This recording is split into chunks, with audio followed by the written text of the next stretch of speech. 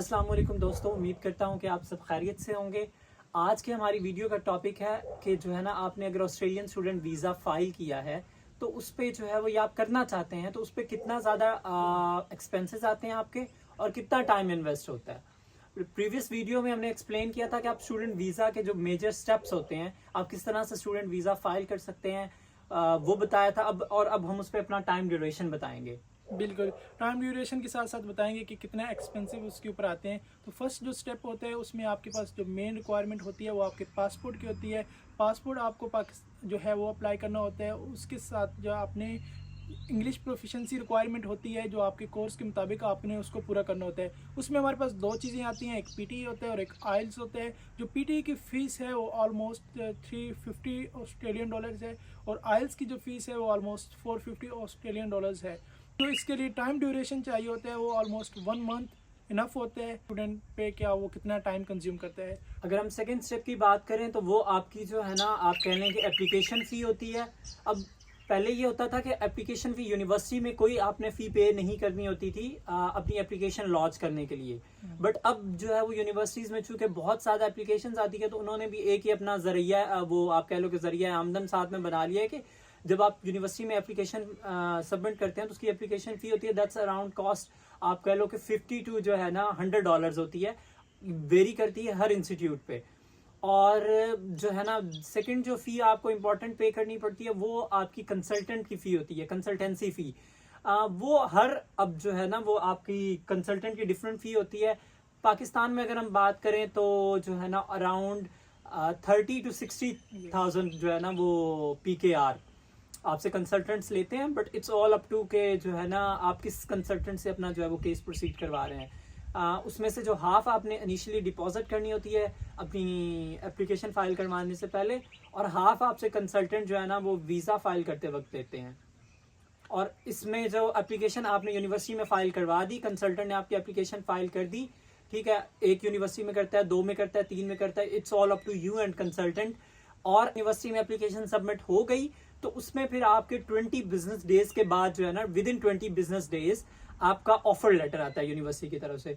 वो कंडीशनल हो, अनकंडीशनल हो। अगर अनकंडीशनल होगा तो फिर तो आपका टाइम बच जाएगा, विद इन 20 बिजनेस डेज आपका काम खत्म हो जाएगा। बट अगर कंडीशनल आ जाता है तो फिर आपको उस कंडीशन को पूरा करना पड़ेगा, और उस कंडीशन को पूरा करने के बाद फिर उनकी यही रिक्वायरमेंट होगी कि उसका जो आंसर होगा दोबारा से, जो अनकंडीशनल आएगा या दोबारा से कंडीशनल जो भी आता है, विद इन वो भी 20 बिजनेस डेज लगेगा। बट 20 बिजनेस डेज मतलब जो है ना, आप कह लो कि ज्यादा से ज्यादा टाइम है, तो इससे जल्दी भी आ जाता है। अनकंडीशनल ऑफर लेटर मिल जाएगा तो उसके बाद आप जीटी के लिए अप्लाई करते हैं। तो जीटी के अंदर जो आपके मेन एक्सपेंसिव आता है वो आपकी आती है बैंक स्टेटमेंट का। तो आपने अपने फाइनेंशियल एसेट्स शो करने हैं, ठीक है, और उसमें आपने जो है वो सीए जो होते हैं, जिन्होंने सीए किया होता है, उनसे भी आपने जो है वो ऑथराइजेशन उनकी भी करवानी पड़ती है, और वो ऑल दिस। और आपने एप्लीकेशन फी की बात की, जो है वो यूनिवर्सिटी की इनिशियल ड्यूज के बारे में बता दें। जी, जब आपका जीटी क्लियर हो जाता है तो उसके बाद आप यूनिवर्सिटी में सीओई के लिए अप्लाई करते हैं। सीओई लेने के लिए आपको यूनिवर्सिटी की जो इनिशियल फीस होती है वो डिपॉजिट करवानी होती है। आपकी जो इनिशियल फीस है वो डिपेंड कर सकती है कि आपने कौन सा कोर्स सेलेक्ट किया है। वो ऑलमोस्ट 12,000 टू 20,000 ऑस्ट्रेलियन डॉलर में आपकी फ़ीस, इसके दरमियान आपकी फ़ीस हो सकती है। ये डिपेंड करेगा कि आपका कोर्स कौन सा है।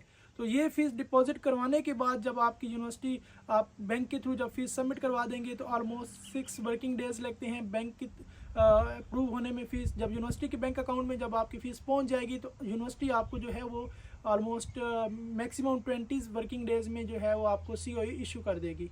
एग्जैक्टली तो इसमें जैसे कि आपने बताया कि वो ऑल अप टू के जो है ना, वो आपकी फ़ी वगैरह जो आप पे करते हैं और वो सब कुछ, और अगर आप स्कॉलरशिप मिल जाती है तो फिर आपकी जो है वो फ़ी कम हो जाएगी। बट ये इंस्टीट्यूट टू इंस्टीट्यूट वेरी करती है।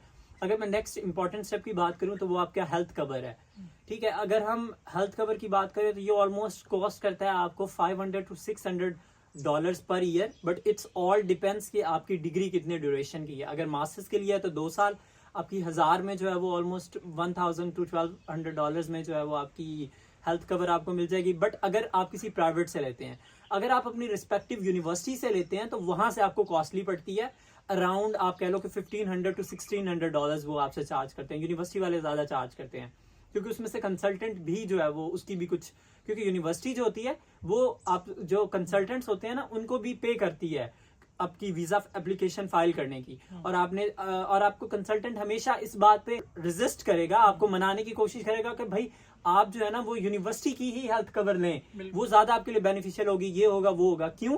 क्योंकि उसमें यूनिवर्सिटी भी जो है वो कुछ परसेंटेज कंसल्टेंट को पे करती है, क्योंकि प्राइवेट जो होती हैं हेल्थ इंश्योरेंसेज वो एज कम्पेयर टू यूनिवर्सिटी की हेल्थ इंश्योरेंस के सस्ती होती हैं। हेल्थ कवर लेने के बाद जो हमारे पास मेन स्टेप आता है वो मेडिकल और बायोमेट्रिक्स का आता है। मेडिकल की जो ऑलमोस्ट फीस है वो ऑलमोस्ट $300 है, और जो बायोमेट्रिक्स की फ़ीस है वो ऑलमोस्ट 50 to 80 ऑस्ट्रेलियन डॉलर इसकी फ़ीस है।